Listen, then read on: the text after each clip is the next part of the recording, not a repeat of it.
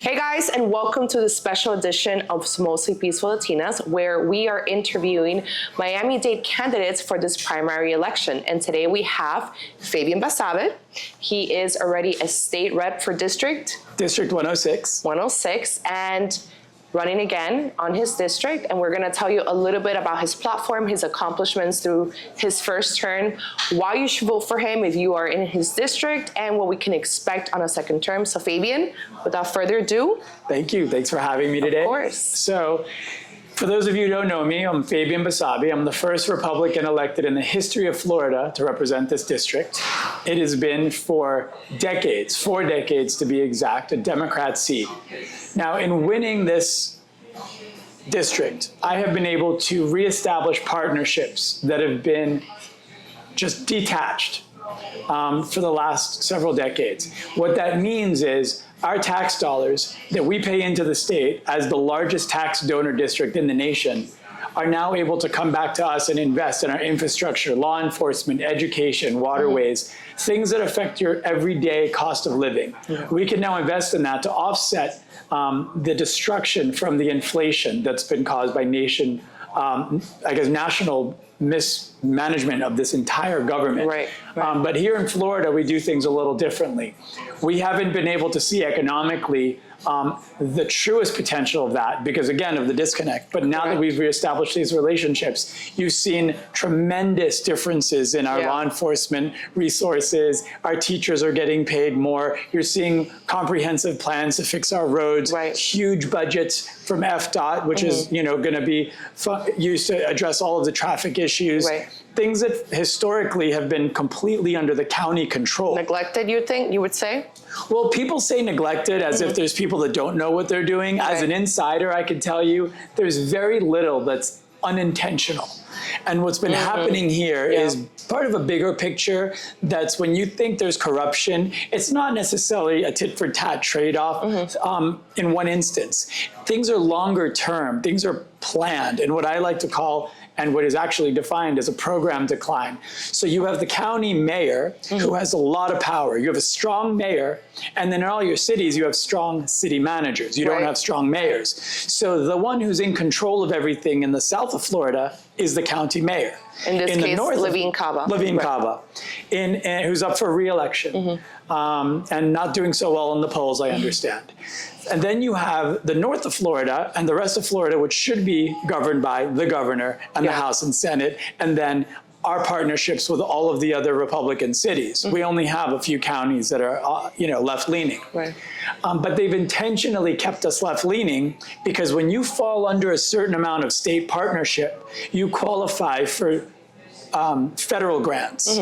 So the county relies on those federal grants, which are open faucets of funding, which obviously anyone down here can see as the largest tax donor district.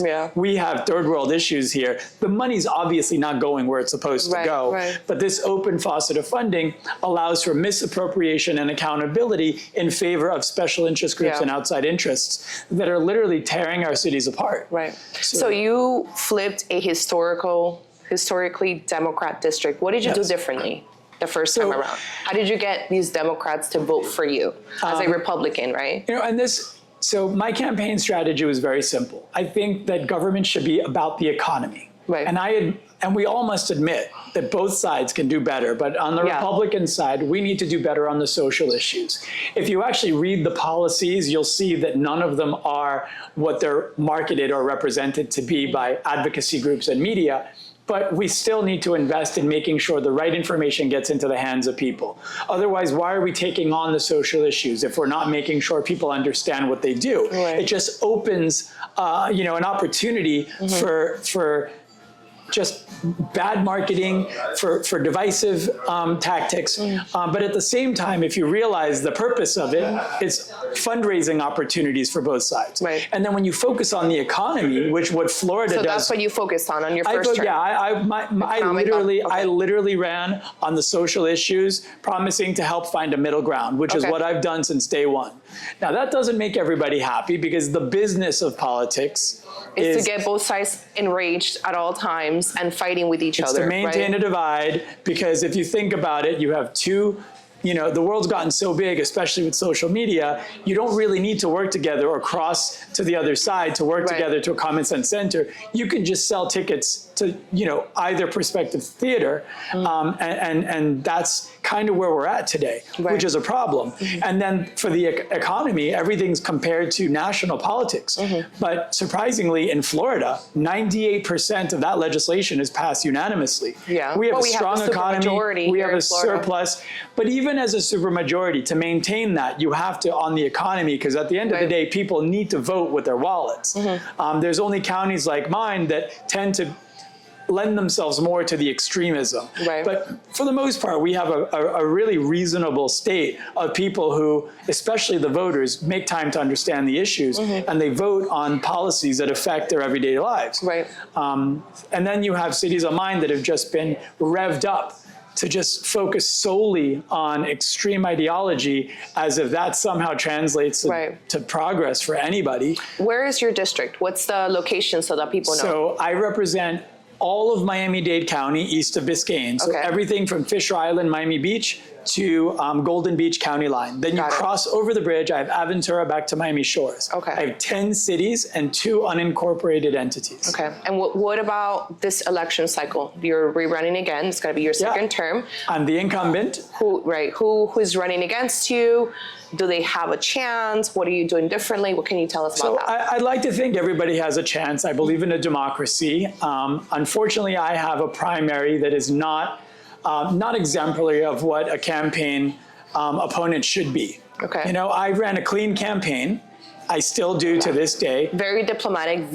Very diplomatic. If you can't win on your ideas, your track record, your solutions, if people can't get to know who you are, how you think, and what you're going to do to affect their lives for the better, then you have no business being in this. If your only campaign strategy is to try to trick people to not like the opponent, to get you to vote away from the opposition, and I don't care if you're a Republican or Democrat in that capacity, if that's your campaign strategy, then you're no better than the typical playbook that produces nothing but more of the same and a distraction. Yeah, because they run enough fear tactics and propaganda and just slandering people's names and reputations, as opposed to saying, this is what I'm going to do differently than Fabian. This is why my platform is better, or why you should vote for me, which is, the dirty tricks that we see in politics across.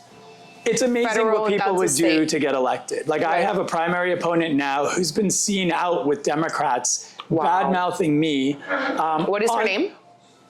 I'd rather not say. I try to never give my positive energy to anyone disgraceful, but I consider them all the opposition. It's not like one candidate can do any damage to me.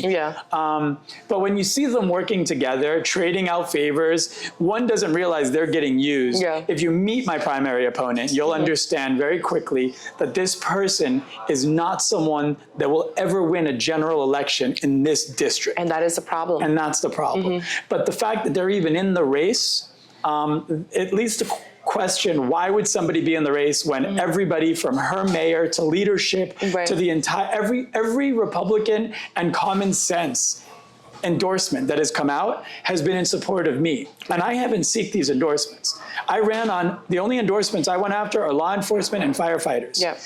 Because those are the people that keep us safe. Those are the people that need our support. And I pledged to support education. And that's how I won.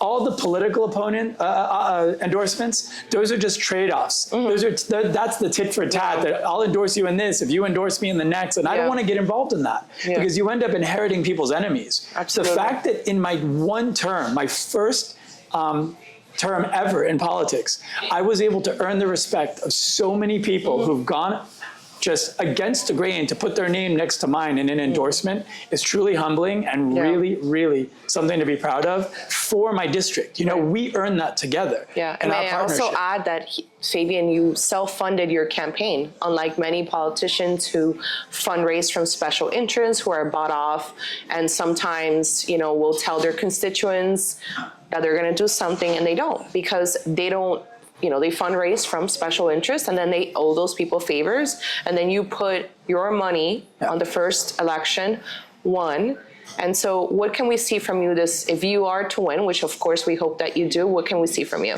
Well, I mean, your district, of course. I have to, be honest. When I first got into this, it was a bit of a social experiment. I didn't plan to win. I wanted to run a great campaign that just changed the game a bit, that inspired other people that were decent and good and trying to make a difference to get into office. And I had to kind of learn on the go. And I had to work 2-3 times harder than most of my colleagues who kind of grew up in the ranks. They worked their way through the process, and then they got to where we are. I took a very important seat, and I couldn't let people down. So I didn't have time to, grandstand and make it look like I was doing the right things. I had to actually do the job, like so intensely, and I was able to really accomplish a lot for law enforcement, addressing the homeless population, our issues on the water, money for infrastructure, money to harden our homes. As well. Yes, addressing the crime. We shut down spring break. All of these resources were paid by the state, introduced to by me, because my district was never properly introduced in the past. Because unless you're part of that conversation, part of the majority party, you really don't have a seat at the table. Nobody pays attention. Good luck on Instagram and grandstanding on your propaganda. You're not effective. And if you're not effective, you have no business being there. So if I was able to be effective, not really knowing what I was doing round one, and as effective as I was, I can only imagine what is to expect in the future, because now I really have, there's something going on right now, and this is a county issue. The county sets the tax base for our properties. And they're overtaxing our buildings, overtaxing our property owners. Now, we have seniors that live on vouchers. They have certain fixed income. They depend on these vouchers, which are federal. It's a federal subsidy. These vouchers don't match what the property value is assessed at by the county. So our seniors are being priced out. None of the politicians elected, because they're terrified of the Democrat machine that operates here, can stand up against the county mayor. She runs out there saying she has a lot of support. She doesn't. She strong-armed all of that support by telling anybody that didn't endorse her, they would not have contracts with the county. They would be punished punitively with funding from the federal grants. That's why it's so important to establish a partnership with the state, because we will make sure not only that we work with our cities and help people, but that money will go where it's intended. So if a voucher right now is, I think they're at $1,700 or $1,750, but the property is for a 1-bedroom, and the property is being taxed at $2,300, the landlords are being forced to raise their rents, and the people who have these vouchers, they can't get help on top of that because it disqualifies them from the voucher. They can't get a second job. It'll disqualify their benefits. So the county mayor is literally displacing our communities. I feel like, and that's the opposite of what the Democratic Party is supposed to be, right? They're out there saying, oh, we're home for everybody. No, they have made this the most exclusive real estate in the nation right now. While we're working on investing, fixing our infrastructure, attacking the fraud and insurance which is insane issues right now with the insurance situation in Florida. And in one term, we've been able to get 6 companies back. We're in an uninsurable market. We've had 4 decades of deferred maintenance. And now with the investment of the state and with all the funding that's been committed to further repair our infrastructure, harden our homes, harden our buildings, and fight this corruption and fraud, we've gotten insurance companies interested to do business with us. There's no magic wand that overnight is going to fix 4 decades of failed government from the county. But it's a start, and people are willing to invest in what we've produced here because we have a track record of success. So hopefully in the next year or two, we'll be able to make a strong impact where people can start feeling some relief and some security and stability in their everyday lives again, because it's just crazy out there. People can't afford groceries. People can't afford groceries, and people can't afford home insurance. Car insurance is up 25% as well. Life insurance is up in Florida. So these are problems that affect the average voter that I think a lot of these Washington elite people just completely take for granted and don't care. Fabian, if we're ending our interview, but I want you to tell anybody who's in your district why they should vote for you. Okay. Well, I I think first and foremost, you should give me a call if you haven't gotten to know me. My number is 917-886-3790. Call me anytime. I'd love to have a conversation. Definitely get to know your candidates. You got to choose your champions and your warriors in this disgusting process. I run a clean campaign, which I think exemplary.